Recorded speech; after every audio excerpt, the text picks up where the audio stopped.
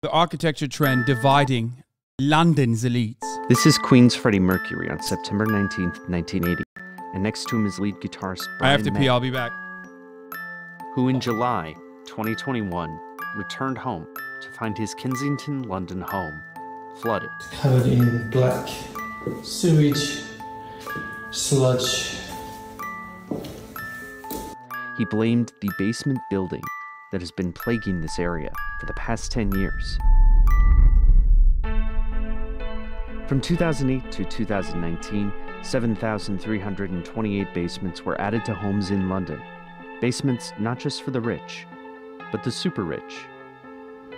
All of these dots represent private underground swimming pools, and cinemas, and wine cellars. Click to London's top luxury realtors, sort by price, and you'll find underwater playgrounds and theaters. Homes like this £25 million one with 2 basement levels, including a bar and spa. London's elite are building underground layers. It's an interesting kind of conflict between these different, very, very wealthy people. Or as we said, I think in one paper, we say it's a conflict between the haves and the have-yots. I'm Professor Let Roger them Burrows. fight. I'm Professor of Cities in the School of Architecture, Planning and Landscape at Newcastle University. But I'm not an architect, nor am I a planner. I'm essentially a sociologist and a statistician. Do you remember how y'all got the idea, though? Was it literally just you're walking down the street, you see a ton of construction trucks all the time, and you wonder, why is there always construction on this street? And then you say, oh, I bet they're making a basement. Exactly. We were doing a case study of 4 or 5 different neighbourhoods in London, and we were interviewing residents about what was happening in the neighbourhood. We would notice as we were doing this, streets with 5 or 6 of these excavations going on at the same time, with lorries moving up and down.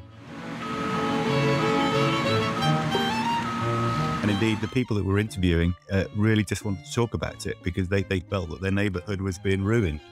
Chat, what I'm eating is the same thing I eat every fucking day. I either eat chicken that I pre-made, okay, that I heated, or a fucking salad bowl that has beans, rice, chicken, avocado, tomatoes, that sort of thing, okay, and lettuce. It's literally always the same. You ask me every day, and I have it with a side of Quest chips, okay? You ask me every fucking day, and it's always the same. It's never going to change. I have pretty much the most, in the words of William Neff, the most autistic eating schedule, okay? That's fine, and I love it. It gives me comfort to eat the same food every day. I know the calories of it, and that's it. But the other part of that is that you don't have to ask me every day. It's the same food every day. That's it.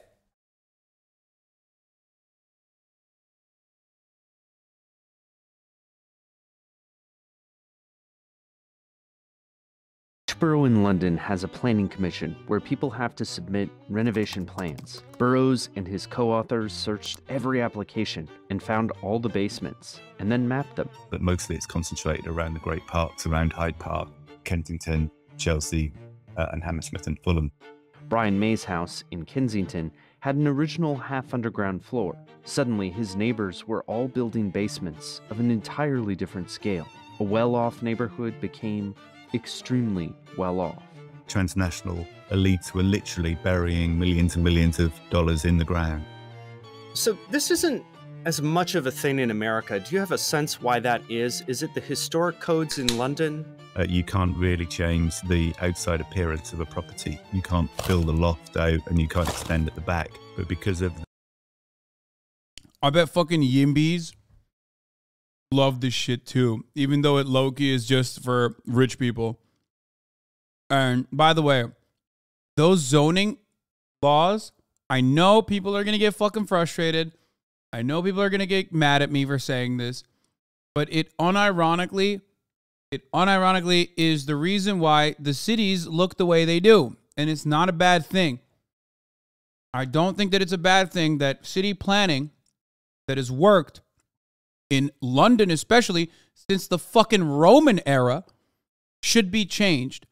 The problem is that if you are going to build newer housing blocks, You should focus on council housing, social housing, public housing, whatever you want to call it. And those should be adequate and not, corner cutting, cost cutting, and in some instances, fucking deadly. The freehold laws, you own all of the land under the property, so you can burrow down. A lot of it is also geological. New York as another kind of world city where you might expect these things to be occurring. They happen a little bit in Brooklyn, but you're literally trying to mine out rock. The great thing about London is, of course, it's clay, so it's very easy to dig down and generate these spaces. Burroughs and his co-authors mapped standard, large, and mega basements. And what we call mega basements are 3 stories or more, or 2 stories, but which extend beyond the envelope. We find 118 of those, and they're on a ginormous scale. This map shows their concentration in wealthy neighborhoods. The combination of incredible wealth and inflexible exteriors led to massive basement builds. Wine cellars, gyms, art galleries, ballrooms, panic rooms, gun stores. In the late 1800s, a shipowner named Charles Booth started tracking inequality in London, a gradient that he mapped from wealth to poverty, compiled through extensive surveys. There is now a clear, what I would call, basement belt in London, and concentrated within particular neighborhoods and particular streets. So I think it is a physical manifestation of gross wealth inequality. In the mid-2010s, London boroughs began to curb permits for multi-level basements because of resident concerns, like those of Queen's Brian May. The consequences are more than just flooding. Deep digging can cause structural collapses, but basement construction hasn't stopped completely. Gianluca Vialli was one of the best Italian strikers in the 1980s and 90s. When he moved to London in 1996, his legend only grew as he moved into management. He helped lead Italy to win the Euro 2020 final. In 2020, he appeared in the lower right corner of a video conference stream, begging the Kensington and Chelsea Applications Committee not to let his neighbors expand their basements after he'd lived through earlier construction.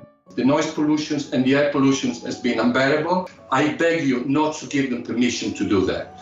No one can be successful. They caught him in 1P. Unless they make the life of everyone else around them a nightmare. Today, his neighbor's house is for sale. It's lavish. There's also one major selling point. The planning board has granted permission for a basement excavation.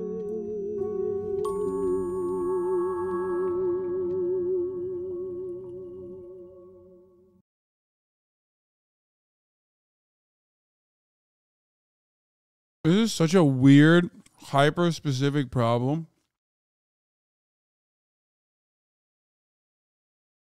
I love that. What a strange thing to do an article on. Love that.